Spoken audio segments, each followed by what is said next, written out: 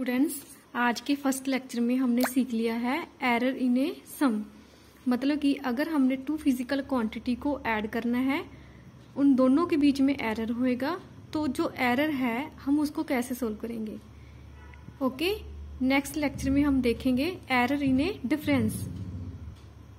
Let us suppose हमारे पास to physical quantity है ए and B, हमने इनको सब्ट्रैक्ट करना है। तो वैसे तो हम इनका सब्ट्रैक्ट करने का मेथड बहुत इजी होता है, x is equal to A minus B. But देखो, जब हम a को मेजरमेंट करेंगे और b को मेजरमेंट करेंगे, इन दोनों वैल्यू में क्या आएगा, एरर। मान लो इसकी लेंथ 15 सेंटीमीटर है, इसकी लेंथ 14 सेंटीमीटर है। जब हम a को मेजरमेंट करेंगे 15 सेंटीमीटर एग्जैक्ट नहीं आएगी, या तो 15.1 आएगी या 14.9 आएगी। इसको हम क्या कहते हैं, एरर। तो हमारा कंसेप्ट है इन दोनों फिजिकल क्वांटिटी के बीच में जो एरर है उसको कैसे हमने सोल्व करना है।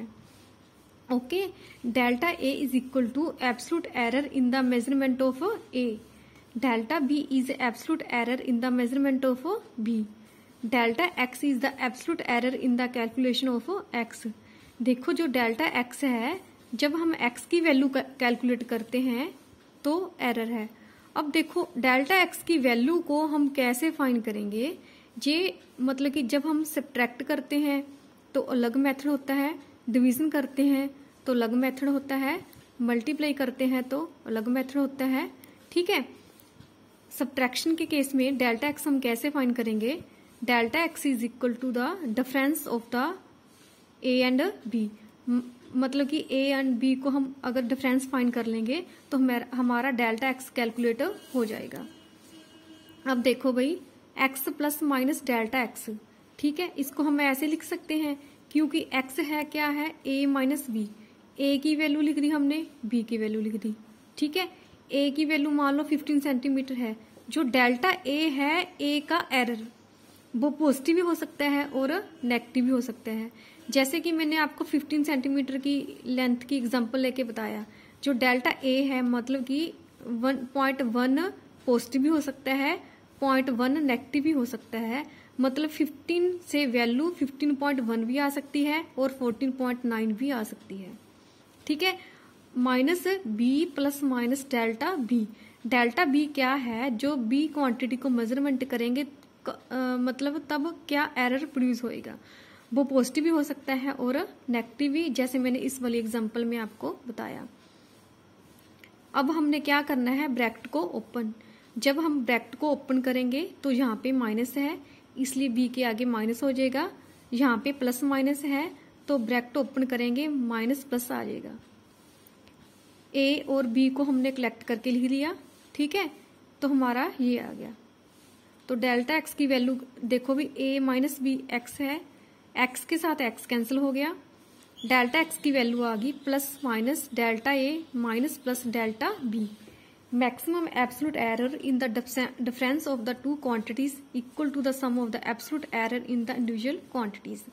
देखो, maximum absolute error in the difference of the two quantity, इन दोनों के डिफरेंस में जो एब्सोल्यूट एरर आएगा उसको हम कैसे मेजरमेंट करते हैं, अगर हम ए और बी को एड अप कर दें। ठीक है, हमारा मोटिव था डेल्टा एक्स फाइंड करना। डेल्टा एक्स को हम कैसे फाइंड करेंगे, अगर हम डेल्टा ए और डेल्टा बी को एड अप कर देंगे, मतलब ए का एरर और बी का एरर। ठीक है, डेल्टा ए की वैल्यू पॉजिटिव भी हो सकती है, नेगेटिव भी।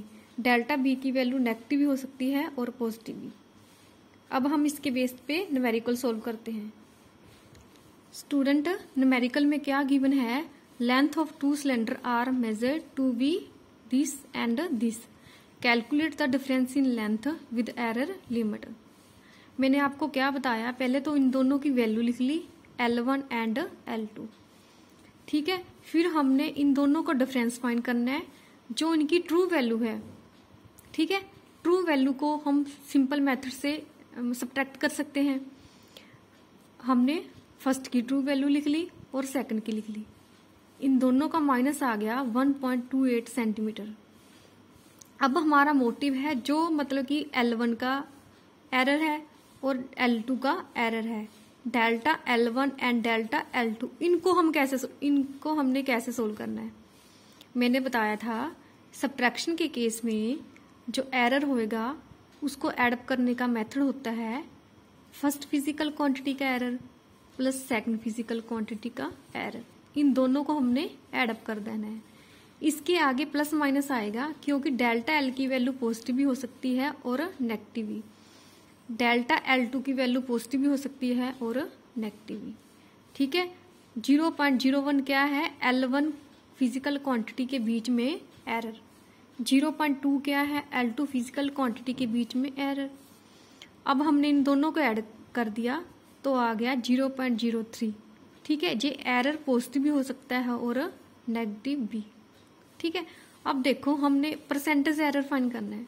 परसेंटेज एरर का क्या फॉर्मूला होता है, absolute error upon true value into 100।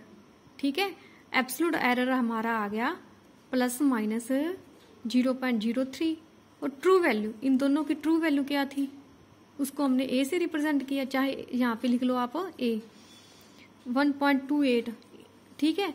Into 100। मैंने आपको फॉर्मूले बताए थे ना परसेंटेज एरर को कैसे कैलकुलेट करना है, तो इसको सोल्व करके आ गया हमारा प्लस माइनस 2.34%। अब हम इसको कैसे राइट करेंगे, x plus delta x। x की वैल्यू क्या आ गई हमारे पास, जो ट्रू वैल्यू होती है 1.28 और मतलब कि डेल्टा x की वैल्यू हमारे पास आ गई परसेंटेज की फॉर्म में। अगर वैसे राइट करना है डेल्टा x तो हमारे पास ये वैल्यू आ गई, मतलब कि हमने उसको परसेंटेज की फॉर्म में भी फाइंड कर लिया और सिंपल फॉर्म में भी फाइंड कर लिया। ये हमारा आंसर आ गया। स्टूडेंट, हम एरर को सोल्व करना सीख रहे हैं। टू फिजिकल क्वांटिटी के बीच में जो एरर होता है हम उसको कैसे प्रोपेगेट करते हैं, कैसे कंबाइन करते हैं। फर्स्ट लेक्चर में हमने देखा सब्ट्रैक्शन कैसे करते हैं, अब हमने देखा मल्टीप्लिकेशन कैसे करते हैं। आपने इसके न्यूमेरिकल अच्छे से सोल्व करने हैं। कोई भी प्रॉब्लम तो हो तो मेरे साथ शेयर करनी है। Okay students, have a nice day.